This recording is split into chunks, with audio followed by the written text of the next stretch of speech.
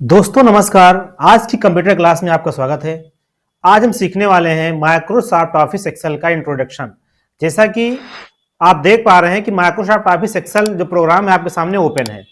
दोस्तों यदि आप चैनल पर नए हैं तो प्लीज सब्सक्राइब कर लें, दोस्तों में शेयर करें ताकि हर एक वीडियो का नोटिफिकेशन आप तक आसानी से मिलता रहे।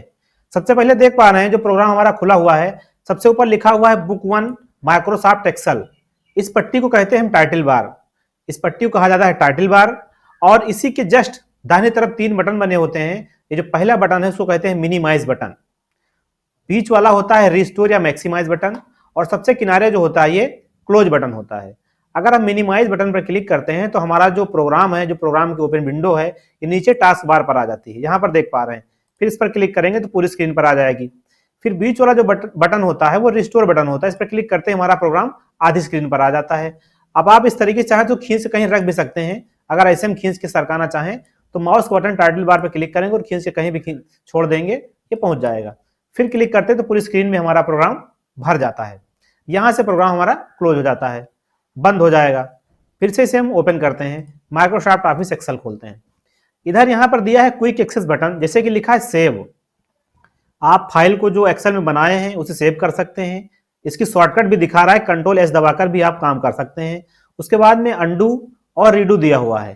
अंडू रीडू एक्टिव नहीं क्योंकि अभी हमने इसके अंदर कुछ लिखा नहीं है। जब आप लिखेंगे तभी ये काम करेंगे, तभी एक्टिव होंगे, तभी कार्य करना शुरू करेंगे। तो ये होता है quick access button. Quick access button होते हैं, यहां चाहें तो आप और जोड़ सकते हैं जैसे दिया गया है। यहां से आप अन्य बटनों को भी जोड़ सकते हैं, मोर कमांड्स को ला सकते हैं। कोई यहाँ पे ऐड करना चाहे ऐड भी कर सकते हैं, तो इनमें यहाँ पर बढ़ा सकते हैं।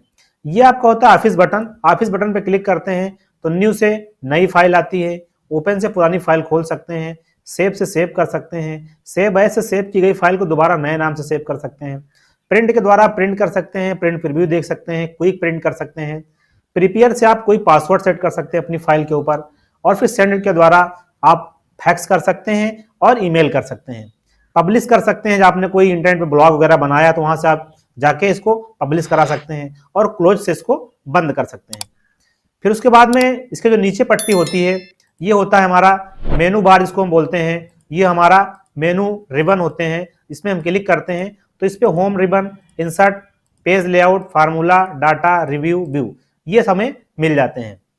अब देख पा रहे हैं किसी के सामने यहाँ पर मिनिमाइज, रिस्टोर, क्लोज बटन भी बने हुए हैं, जैसा कि ऊपर टाइटल बार में दिया है। तो यदि आप इस पर क्लिक करते हैं तो आपकी जो फाइल ओपन है, जो फाइल हमारे एक्सेल की ओपन है, इस पर क्लिक करते ही नीचे मिनिमाइज हो जाएगी। इस पर क्लिक करेंगे तो फिर ऊपर आ जाएगी। यहाँ से मैक्सिमाइज और रिस्टोर, क्लोज कर सकते हैं इसको हम। इस पर क्लिक करेंगे तो रिस्टोर हो जाएगा, फिर करेंगे तो पूरे पेज में भर जाएगा। यहाँ से हम फाइल को अपनी बंद कर सकते हैं। तो ये कार्य यहाँ से कर सकते हैं। फिर यहाँ पर दिया गया है ABCD लिखा हुआ है। तो ABCD जो हमारा होता है ये होते हैं कॉलम, इसे हम कहते हैं कॉलम। और 1 2 3 ये जो लिखे हुए हैं ये पूरी हमारी रो होती है, ये पूरी रो कहलाती है। अब ये हम ए में है, ए कॉलम में है, तो यहाँ पर ये होता है, ये जो बता रहा है नेम बॉक्स से बोला जाता है। जहां पर आपका कर्सर होगा वो बॉक्स जो होगा नेम बॉक्स में शो करेगा। जहां पर ब्लैक बाउंड्री आती है उस सेल को हम कहते हैं एक्टिव सेल। जैसे कि अभी हम इस टाइम यहाँ पर JK14 सेल में है, तो यहाँ पर नेम बॉक्स में J14 लिखकर आ रहा है।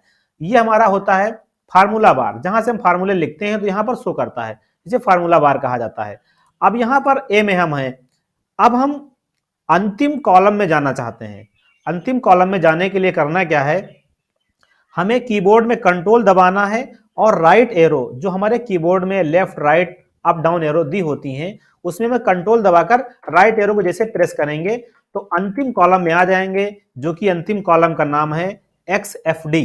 इसका नाम होता है XFD।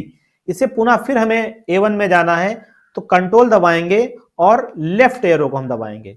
लेफ्ट एरो जैसे प्रेस करेंगे फिर पुनः हम A1 में आ जाएंगे। इस तरीके से यदि हम अंतिम रो में जाना चाहते हैं तो कंट्रोल दबाएंगे और डाउन एरो दबाएंगे, और कंट्रोल दबाकर जैसे आप डाउन एरो दबाएंगे तो अंतिम जो आपका अंतिम रो है वहां पर पहुंच जाएंगे। तो उसमें बता रहा है कि 10,48,576 रो इसके अंदर होती हैं। कॉलम की अगर बात करें तो यहां पर आप देखेंगे, जिससे हम क्लिक करते हैं इसके ऊपर, यहां हम ऊपर जाते हैं, पहले कंट्रोल के साथ अप एरो दबाते हैं, A1 लिखा है। 1 के ऊपर और ए से पहले जैसे यहाँ पर हम क्लिक करते हैं, माउस बटन दबाए रखते हैं, तो यहाँ देखते हैं लिखा है 10,48,576 आर, आर मीन्स रो, और इंटू 16,384 सी, सी मीन्स कॉलम। तो 16,384 के अंदर कॉलम दिए गए हैं और रो की संख्या जो है वो 10,48,576 होती है। तो इस तरीके से आप एक्सेल में से आसानी से पता कर सकते हैं। उसके बाद हम यहाँ क्लिक करते हैं और देख सकते हैं ये जो ब्लैक बाउंड्री है हमारी एक्टिव सेल होती है। तो आप जान गए होंगे दोस्तों कि रो क्या होते हैं, कॉलम क्या होते हैं, एमएस एक्सेल की एक सीट में कितने रो कितने कॉलम होते हैं। अब हम आते हैं नीचे, सीट टैब दिया गया है, सीट टैब देख पा रहे हैं, सीट 1, सीट 2 और सीट 3, 3 सीट इसके अंदर डिफॉल्ट खुल करके आई हैं। डिफॉल्ट सीटें होती क्या हैं कि जब हम प्रोग्राम को ओपन करते हैं और जो सीट हमें ओपन करके वो देता है वही होती है डिफॉल्ट सीट। अब हम अगर चाहते हैं और सीट बढ़ाना चाहते हैं तो यहां पर दिया गया है जो बॉक्स आप देख पा रहे हैं, इंसर्ट वर्कशीट, इस पर क्लिक करते हैं तो ये वर्कशीट हमारी एक और आ जाएगी, फिर क्लिक करेंगे तो एक और आ जाएगी। तो इस तरीके से आप सीटों को बढ़ा सकते हैं। अब अगर आप डिलीट करना चाहें तो इस पर सीट के ऊपर माउस का दाहिना बटन दबाएंगे और डिलीट करेंगे, यहां से सीट का नाम, सीट यहां से डिलीट हो जाएगी। यहां से सीट को आप आसानी से डिलीट भी कर सकते हैं। हम चाहें 1 सीट रखना तो 1 सीट रखेंगे, बाकी को यहां से हम डिलीट कर सकते हैं। अब आप सीट का नाम भी बदल सकते हैं। सीट का नाम कैसे बदलेंगे, जैसे लिखा है सीट 1, इसी के ऊपर हम माउस का दाहिना बटन दबाते हैं और रीनेम पर क्लिक करते हैं और सीट का हम कोई नाम लिख देते हैं। जैसे हमने लिख दिया यहाँ पर नाइस, तो सीट का नाम बदल गया, नाइस लिख गया। अब प्लस पे क्लिक करते हैं तो एक सीट और आ जाती है, फिर हम चाहें तो इसका नाम बदल सकते हैं। इसी तरीके आप देख सकते हैं साइड में दिया गया हॉरिजॉन्टल और वर्टिकल होता है स्क्रॉलिंग बार, जहां से आप इसको अप और डाउन कर सकते हैं। अपने जो वर्कशीट है इसे हम ऊपर नीचे कर सकते हैं और दाएं बाएं स्क्रॉल कर सकते हैं यहाँ से। फिर उसके बगल यहाँ पर दिया गया है, देख पा रहे हैं नॉर्मल, जो हमारा पेज डिस्प्ले है वो नॉर्मली डिस्प्ले कर रहा है। फिर उसके बाद यहाँ दिया गया है पेज लेआउट, तो यहाँ से पेज लेआउट में दिखाएगा। यहाँ पर पेज ब्रेक प्रीव्यू होगा कि पेज आपका ब्रेक कहाँ से हुआ है ये चीज दिखाता है, तो भी इसमें पेज ब्रेक नहीं दिया गया है। हम अपने नॉर्मल व्यू पे आते हैं, यहाँ पर दिखा रहा है। अब यहाँ से जूम भी आप कर सकते हैं, जैसे यहाँ दिया गया है माइनस पे क्लिक करते हैं तो जूमिंग घट जाती है, प्लस से जूम बढ़ जाता है। आप चाहें तो इसको स्क्रॉल डाउन जिसमें जो दिया गया है इसको स्क्रॉल करते हैं तो यहाँ से भी स्क्रॉल करने से क्या होता है, इसका जूम जो है कम ज्यादा होना प्रारंभ हो जाता है। आप इसे कर्सर को जहां भी ले जाना चाहें कीबोर्ड में एरो की मदद से भी आप इसे लेफ्ट राइट अप डाउन कहीं भी आप आसानी से कर सकते हैं। इस तरीके से देख पाते हैं। अब जो कुछ भी हम लिखते हैं वो यहाँ पर जैसे आप टाइपिंग शुरू करेंगे वो यहाँ पर शो करने लगेगा। यहाँ पे देख पा रहे हैं कि दिखाई दे रहा है। तो एमएस एक्सेल के अंदर इस तरीके से आप देख सकते हैं दोस्तों, ये कॉलम और रो हैं और यहाँ से इन चीजों के बारे में आसानी से देख सकते हैं। नीचे की पट्टी जो होती है स्टेटस बार होती है जो बता रही है रेडी, यहाँ पर लिखा हुआ है कि कार्य करने के लिए तैयार है। तो यहाँ से आप देख सकते हैं। अब एक्सेल में करना क्या, जैसे मान लेते हैं एक्सेल बहुत ही समझदार प्रोग्राम है। जैसे अगर इसके अंदर हम संडे लिखते हैं और संडे लिखकर इसको जैसे हम नीचे स्क्रॉल डाउन करते हैं यहाँ से खींच देते हैं और खींचने के बाद होता क्या है कि ये पूरे सप्ताह के नाम आसानी से लिखकर आपको यहाँ पर दे देता है। इस तरीके से आप देख सकते हैं। अब जैसे ये हमने टाइप किया है, इसे हम बगल वाले कॉलम में ले जाना चाहते हैं, इसके बगल कॉलम में ले जाना है तो आप देखेंगे कि कुछ इस तरीके से कर्सर हमारा मूवमेंट कर रहा है, कुछ इस तरीके से कर्सर दिखा रहा है। माउस बटन दबाना, उस लाइन से खींच के लाकर इधर छोड़ देना है। अब जो डाटा इधर लिखा था वो इधर आसानी से आ जाएगा। तो इस तरीके से आप आसानी से दोस्तों सेट कर सकते हैं।